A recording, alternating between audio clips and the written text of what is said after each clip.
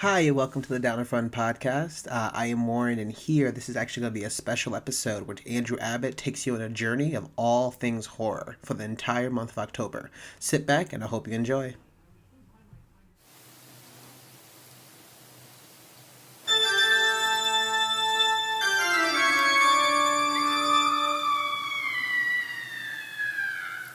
Good evening and welcome to Fear Boners with Andrew, presented by the Down in Front podcast.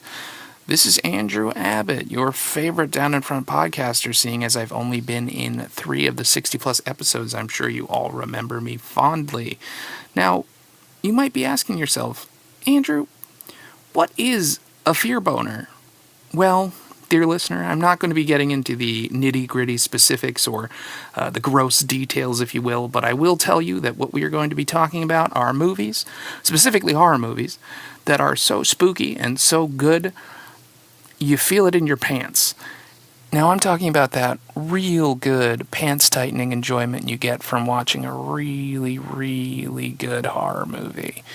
And those are few and far between nowadays because there's so much crap that gets pushed out there. But you know what? Even some of those are pretty good. So it's kind of hard to tell, and it's really opinion-based. So what we're going to do, dear listener, is we're going to guide you through October with these 4 episodes to kind of give you an idea of what to watch and what to look forward to. We have it broken up into 4 distinct episodes. We're going to start here tonight with the best of the last year. We're not necessarily limiting ourselves to 2017 as we're going to go all the way back to October or a little bit longer back in 2016. And then from there, what we're going to do is we're going to go polar opposite. We're going to introduce you to a list of the worst horror movies. And that's not to say they are terrible movies, but again, going back to what I said previously, some movies are so bad they're good. So that should be a fun episode. And then after that, what we're going to do is we're going to get into October, or as I like to refer to it, Spooktober Essentials, the movies that you should be watching this month to enjoy it all the way up until Halloween. If you want to do it right, if you want to get the spooky feeling going. And then the last episode is going to be delving into movies that are coming out that we're really looking forward to within the next few months, the next year, even just movies that we might have heard rumors about. So that should be an interesting installment as well. Now, that being said, we're hoping to have an episode out per week in the month of October, and most of what you're going to hear is strictly opinion-based, built around some of the feedback I got from the Down in Front guys, mostly my own opinion. With that said, if there is a movie that didn't make the list, or if there's a movie on the list that you think is total garbage and doesn't deserve to be discussed, please feel free to reach out. Reach out to the Down in Front guys by any means possible. Facebook, social media, snail mail, carrier pigeon, smoke signals, any way you have possible to reach us to let us know the movies that you guys are watching, the horror movies that you love in October, because we love to hear them. We always are down for recommendations, and especially if it's movies that we haven't seen. One of my favorite things is discovering a movie that I have never seen. The first time watching a movie is always the best time watching a movie. And now, without further ado, let's get into the best horror movies of the year.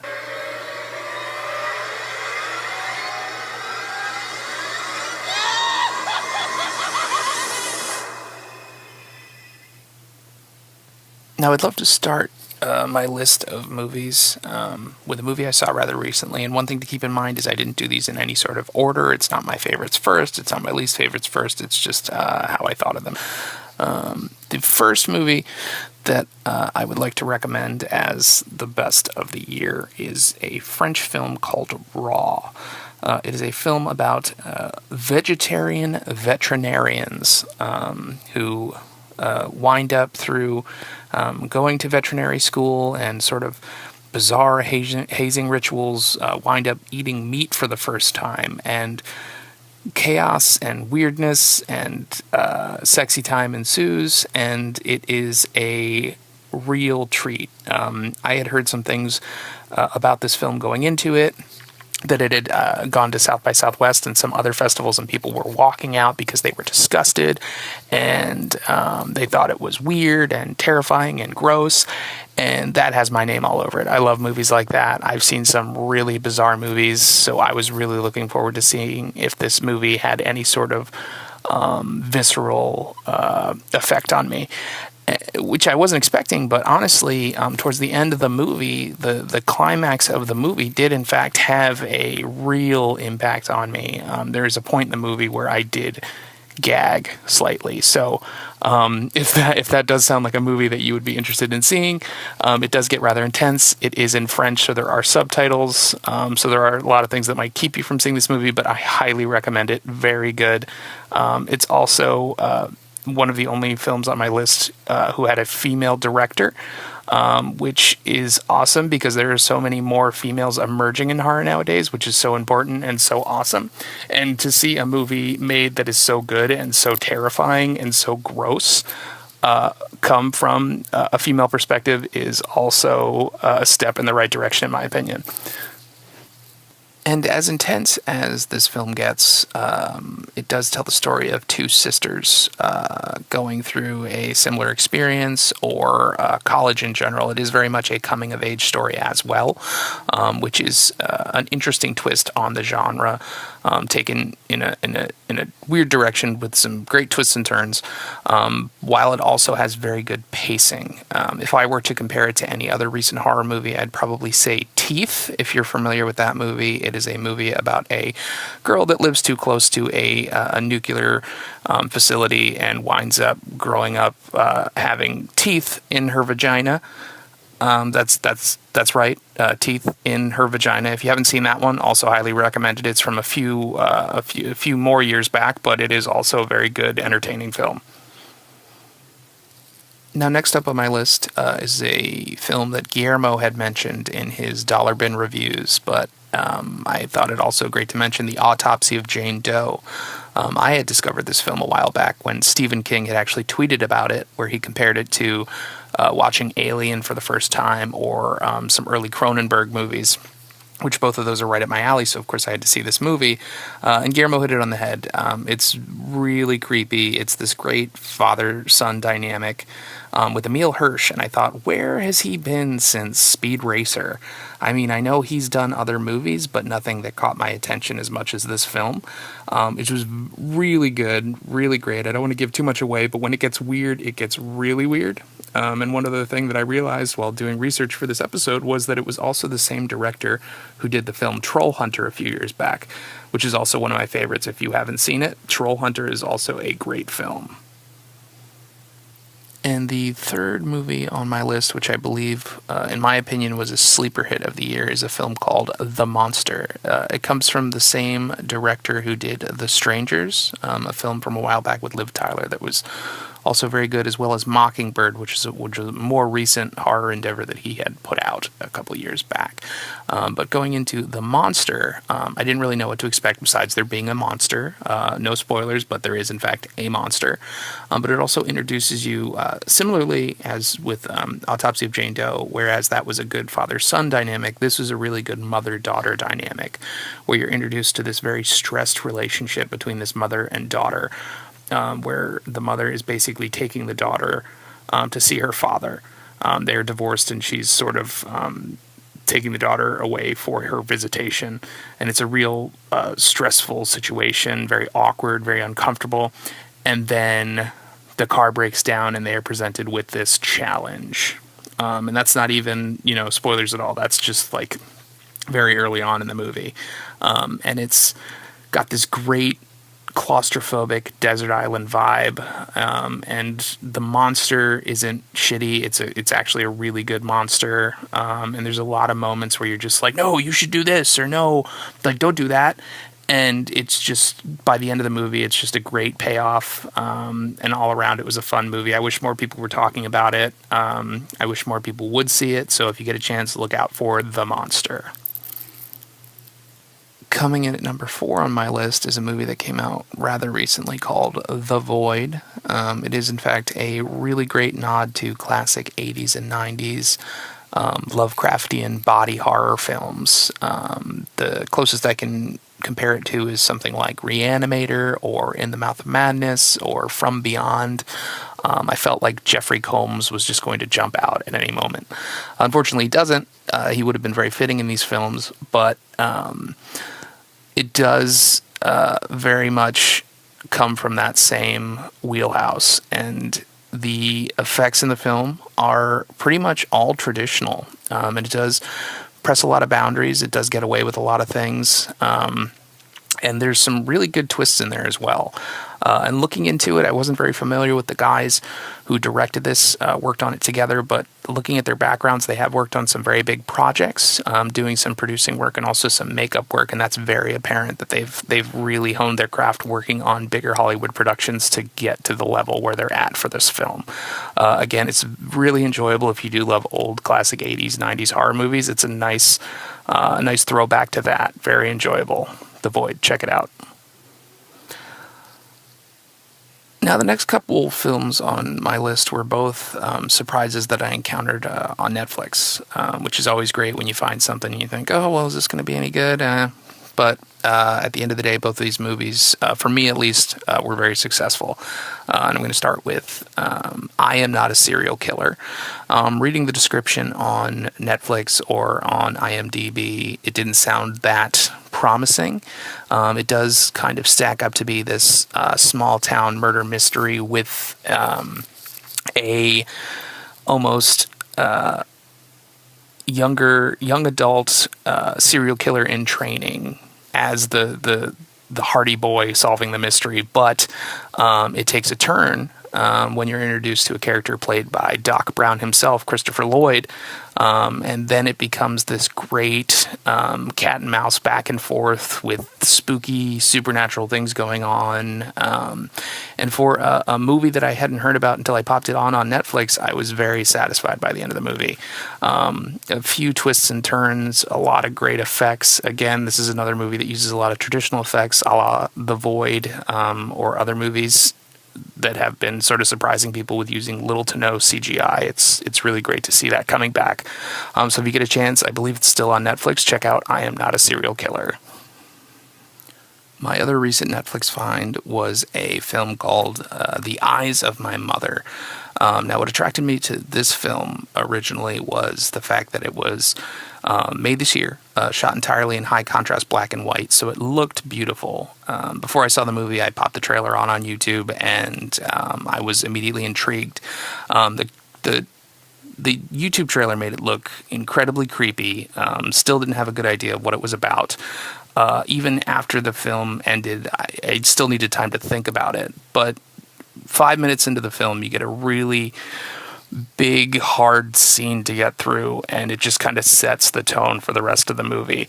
And you just know that some worse things are going to happen down the line, and some terrible things are going to happen to this. You're introduced to a little girl, and then you sort of watch her grow up after all these things have happened to her, and how her life sort of unfolds. She's trying desperately to be a normal person and make friends and live her life, but after what she's been through, it's difficult. So you sort of want to sympathize with her as her being the main character, but at the same time, you're looking at what she's doing and how she's acting, and so there's this really uncomfortable awkwardness to her interactions with other people and other things and how she does things and what she says, but it just really feeds into the stressfulness of watching the movie, and it pays off big by the end of the film. My next movie is a film that I was lucky enough to catch in theaters recently. I didn't really know what to expect from it because the trailers kind of left it very vague and open to interpretation. It's called It Comes at Night. What it is, I'm not quite sure, but it was definitely spooky. They definitely had some great filming locations in this movie, and the lighting in this film is incredible. They have this incredible house to film in, a lot of great night scenes in the woods, but the darkness almost becomes a character. It's eerily lit in a way that makes you think that there's always something out there or in there waiting to get you or the characters in the film.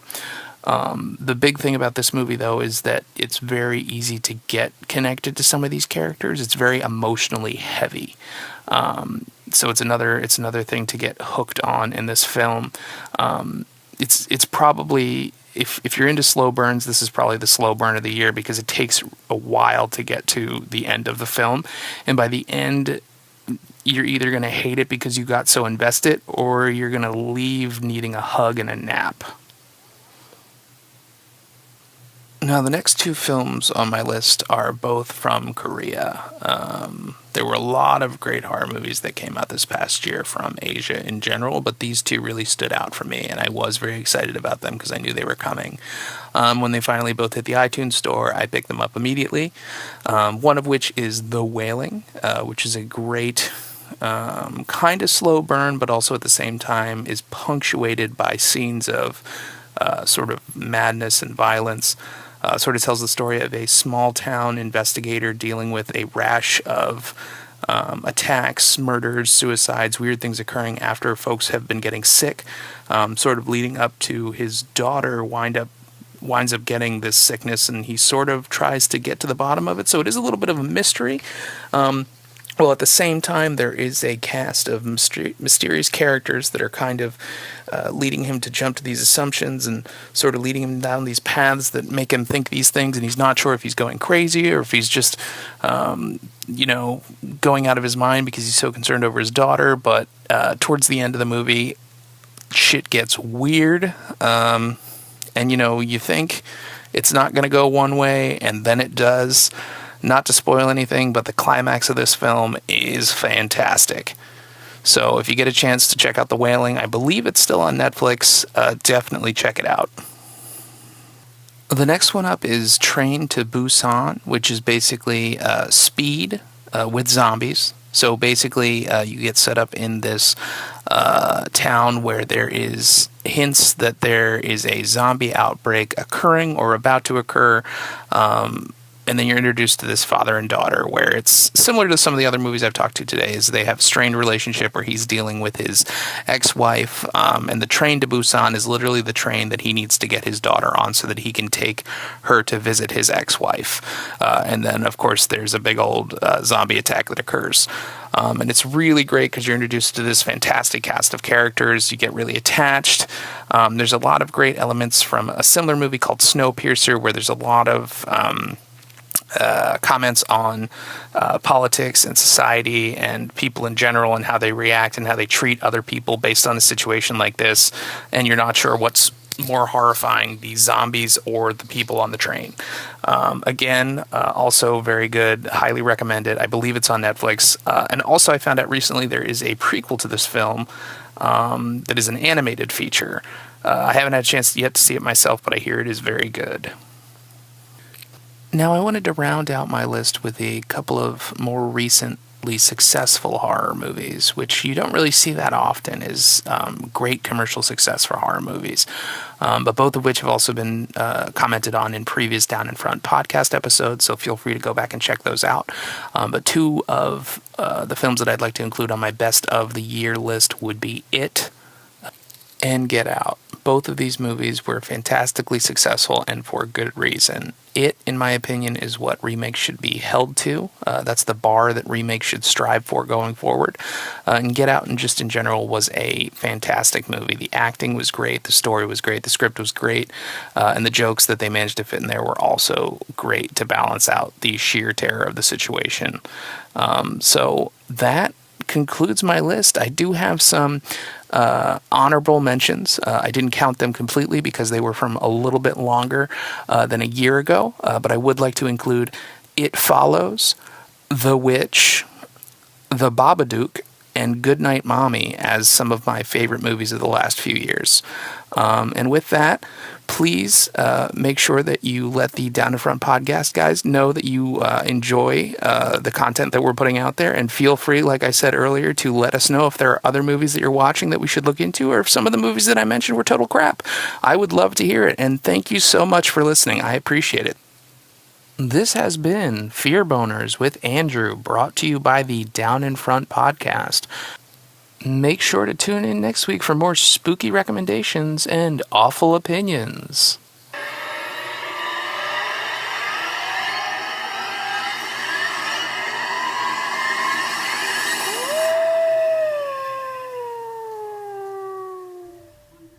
Thanks, Abbott. Again, we are the Down in Front podcast. You can find a lot of our work all on the internet. We can start with Twitter, that's underscore DIFP. You can also find our work on Facebook, so facebook.com/Down in Front podcast. We actually have a brand new sort of gamecast, sort of Twitch channel that Brylan hosts. That's going to be twitch.tv/Down in Front podcast. If you have questions about like reviews or kind of really want to talk with us, feel free to find our work on the Apple Podcast app or rate us on iTunes or even email us downinfrontpodcast@gmail.com. And lastly, if you like what we do, we love to hear thoughts of it, especially we love to have any sort of donations as possible. Sign up and definitely become a Patreon. We actually give bonus episodes and a lot of other extra content that we're going to be getting ready for you very soon. Feel free to sign us up at patreon.com/downinfrontpodcast. Thanks so much, and we hope you enjoyed.